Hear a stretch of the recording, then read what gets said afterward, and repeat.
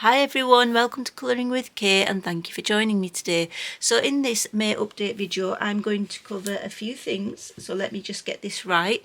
Hope you're all doing well and you're enjoying your colouring, and you have enjoyed your colouring actually, because we're near the end of the month now. So I hope you've enjoyed your May colouring. Let me know in the comments what you have been focusing on. So I've just got my Ruby Charms Creative Companion. So basically what I'm including is three main things in this update video. So what I've got is colouring crystals, how I colour crystals. So I'm going to show you how I coloured crystals in the new Polar Bear Japanese colouring book. So I am going to include, I should say, the pencil names that I've used for two colour blends for crystals. So I'm going to include that. I used the Chromaflow pencils, and then in the second clip I'm going to show you how I colour stonework. So I did have a couple of requests for showing how I coloured the stonework when I was working on the Worlds of Wonder stonework on the house page. So I'm going to include the colour blends that I used as well for that, and hopefully include it in the description. And then lastly, I started some work in 2023 which was recording which pencils work best in which books, and that is an ongoing piece of work, and I thought I haven't shared that and I haven't managed to work on it anymore, so I thought I'd just share what I found so far. So that's according to my opinion. So you know, it is quite a personal thing, what pencils you prefer. But anyway, I'm going to share what I find, what pencils I find work best. And that's it. Those are the three main things in this Colouring May update video. I hope you do find it useful. And yeah, that's it, guys. So let's get started. Kitty says hello, by the way, there. All right, so let's get started. Hi, everyone. In this clip, I'm going to show you how I am going to colour these crystals. So these are the crystals that I've coloured so far, up here and down here. And basically I did use Helen Elliston's colour, what's it called? Sorry, let me just have a look. Colorist Special Effects. I used some ideas from there, mainly to do with the gel pen effects, but the rest of it I sort of made up my side of things as well. So I'm just going to show you how I coloured it basically, and just thought you might find it a bit useful. So let's start here. Let's focus in as best we can, and so we're going to work on this. Now I'm using some Chromaflow pencils. So this is from the 72 set. So I've got I'm going to get a light blue, so this is a blue orchid, 1220, and on this facet here I'm just going to put it along this edge. In fact, sorry, the other edge, but it doesn't really matter because this side's going to be darker, so this right side's going to be darker. So I just put a little bit of that. So this is my lightest blue that I've chosen. You could go for a lighter blue if you wanted. So on this left side I'm putting some of this blue orchid, like that, and then on the right side of it I'm going to put this darker colour, which is my Lapis blue. It doesn't really matter, I don't believe, which colour you actually, you know, you can change up the colours, so you could use different colours, but as long as we've got the light and the dark, I think we're all right. So yeah, some along there. And then what I'm going to do is get a really dark colour. So this is Deep Sea now, 1320, and I'm going to put that at the bottom. So I'm just going to pop that here on the bottom. And then I'm going to put in some Midnight Purple. So it doesn't all have to be blues. I like to sort of vary it a little.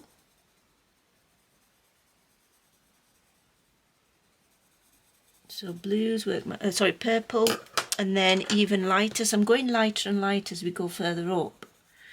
And I'm also going to change my colour a little bit, so I'm not going too much above this line here, because I just want the dark bit on this side here. And then the pink heather now, and that's just going to go here, and I'm going to leave this white space, sort of fade the pink into the white space. A little bit pink here on this line,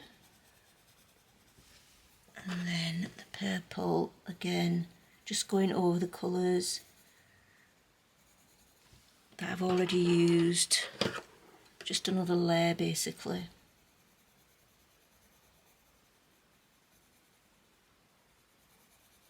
I mean, you could use a blender pencil if you wanted to go over everything, which will smooth it out. Isn't a bad thing to do, but yep, that's possible. And then I'm just gonna go over my colours again. And then that was purple, wasn't it, on this edge? Right, and then go back to my light colours as well. So add 2 or 3 layers. And then that was the lapis blue just on this edge.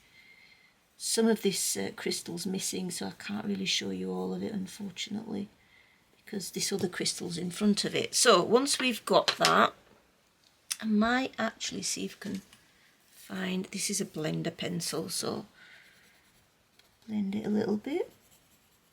And then I'm just gonna, you know where we said we'd fade the colours into white, I'm going to use my Chinese white Derwent drawing to just go in there like that. That's it. Okay, so once we have done that, what I'm going to do next, I'm just trying to remember actually, because I'm terrible at remembering. So I'm going to use a white Posca now. Actually, before I use the white Posca, this is what we're going to do. We're going to use some darker colours. So you know my darkest colour, which was the deep sea. I'm going to put a little bit of that in. I mean, I could use a dark purple if I wanted. I'm going to add some dark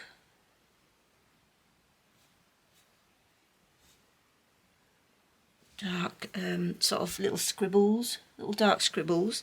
And then I'm also going to get my Derwent eraser, just because it's better at taking off some of the pencil. So just,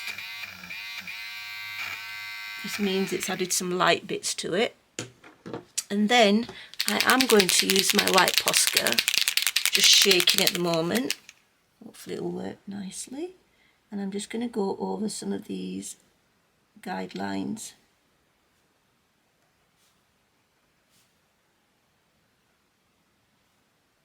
Like that. I'm not covering all the lines, but just some of them like that. And then I'm also going to put some inward facing triangles. So this idea I got from the Colorist's Special Effects book. And then I'm also going to add some different sized dots. And then maybe even a little bit of these lines, white lines, like you can see here and here. And that's it basically. Excuse me. That's how I am going to do, or how I did my crystals. So you can see there's not much to it at all. You just need a few colours. So basically, if I were to do another one, which I'm going to do, should I just do this one down here? So I'm going to use some Coloursoft now as well. So I get my lightest colour. So I'm going to use, I can't even remember now. I'm so bad at remembering. What's that with that? So let's say, just trying to remember, sorry. I'm using this as my light colour, so this is going to be lime green. So I put that there on this edge. So put my light colour on this edge. Like I say, you can use any colours, and then I want my a darker colour. So I'm actually going to use Eucalyptus. And I'm going to put that here. I'm going to leave some white space between the two colours. Like that. I'm also going to put that in here. But fade it in.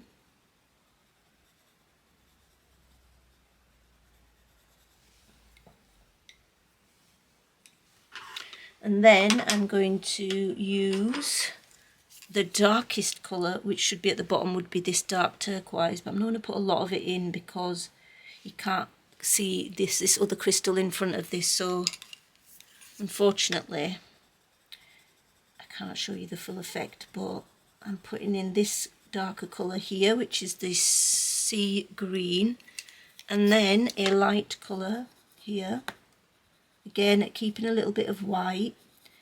It's harder to do when you know, you've got not full crystal sizes, you've got like variations. And then I'm also going to put this mid green in here as well. Is it a mid green? No, it's the eucalyptus again. What I meant is, sorry, there's a mid green here, pale mint. I meant to pick up the pale mint, I do apologise. So just so that the transition between the eucalyptus colour and this really pale green, this lime green, is less obvious. And this one isn't, this crystal I've not coloured as well. That's the first one, unfortunately, but you will get that when you're colouring. Some turn out better than others, but that's, once the white gel pen goes on it, it'll be fine. And let's just have a little bit of pale green here as well. So I'm just putting in the pale mint. Crystals have many different colours in them, don't they? So you could add other colours in them. So for example, I could even get a little bit of blue to mix things up a bit. So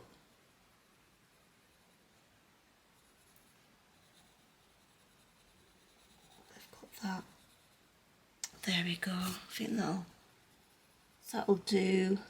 And then yeah, I'll just put on the Posca details, adding some darker. So I guess, you know, where I had my dark green, you can add some darker bits here. So little scribbles.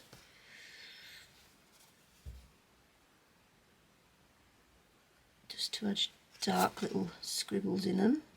And then get my Derwent,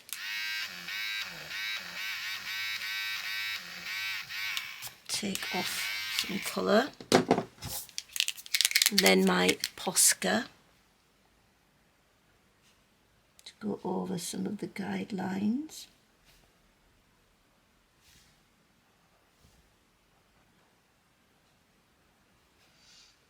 I might even add a little sparkle there. And then inward triangles to show like inner reflections, and then some dots.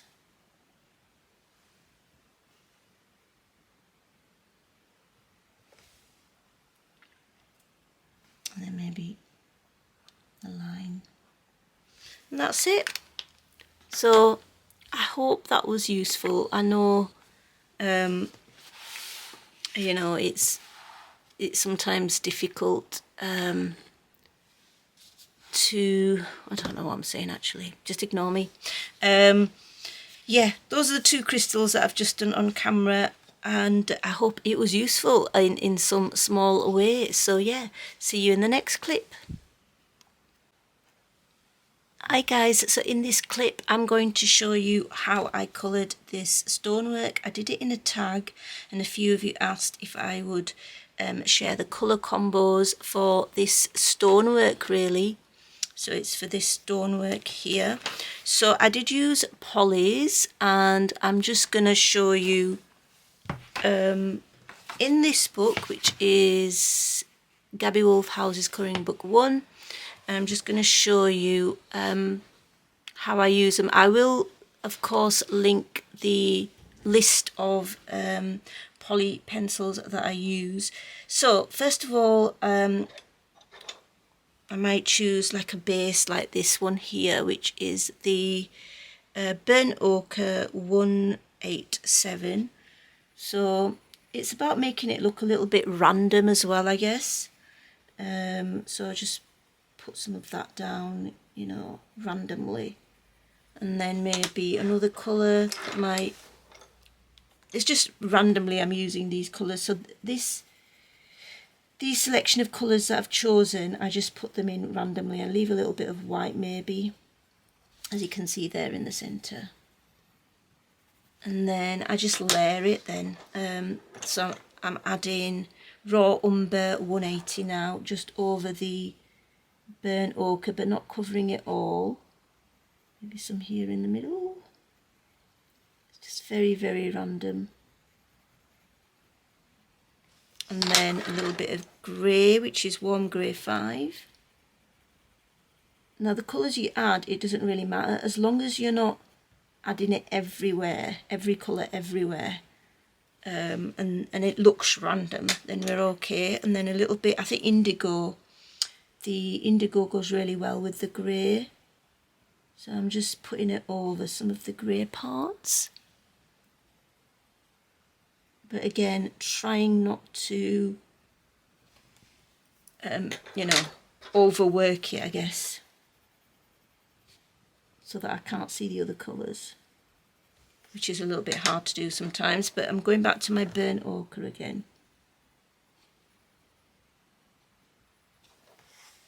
And then I could put some brighter. This is dark chrome yellow 109. And then what I might do is use my lightest grey, which is the warm grey 2, to go over it all. And then just darken it up in the darker areas with the black. So this bit here. Just maybe even make some speckled like dots in areas, you know. And the best thing about it is it's stonework, so it's all random. And yeah, that's it. Should have put another paper underneath really, just so that the indentations don't go through. But yeah, that's basically it. And then I'm going to do another variation now. So I'm going to use my dark chrome yellow here.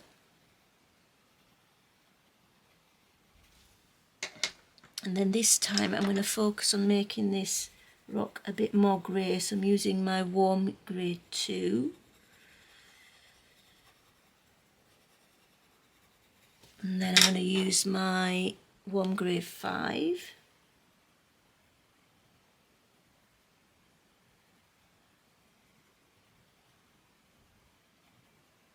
Now the other thing you could do is also use fine liners. Now I didn't do that to sort of add a bit more, this is the indigo, a bit more variation with little marks and dots and things, to add a bit more texture, that's the word.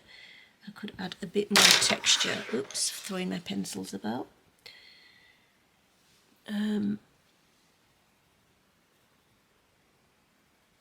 then use my grey again, and I'm just going over it all.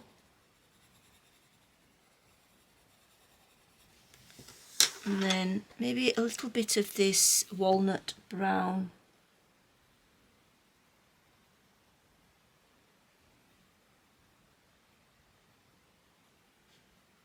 And then my final touch is to add black. Just in places, not everywhere, like that. And like I said, you could add fine liner. Now, let me get my fine liners. I didn't do this actually in the tag video, but you can add a little bit of fine liner dots, and then while it's wet, just add a little bit of sort of soften it a bit with your water brush, because it is water-based marker, of course, at the end of the day. And that's it really, guys. I hope that was a little bit useful. I will list all the Stonework colours for the polys that you can vary, because you don't have to use all the colours for each stone. Mix it up a bit, you know, use whichever colours you think, but you don't, you know, you can use a combination of different combinations of those colours for the stonework to give it the variation that stonework has. And of course you can also use the fine liners like I just showed you, by adding texture and softening it with a water brush. And that's it. I'll see you in the next clip. Hi everyone, in this clip I am going to share something I've been working on since last year, but I haven't actually done much work on it since then. So basically I was going to log how well different pencils work according to me and my opinion in different books. So the books that I'd used so far were the Hannah Cowles on City Amongst the Stars, Joanna Basford, Rooms of Wonder. Obviously all the books in those series generally have the same paper, so any other titled books will be the same you know, number, as in a score that I gave it for how well it works. Lulu Mayo, Circle of Life or Kirby Roseanne paper, Mythographic, and the Anima, I don't know how to say that word, you know, this one here basically.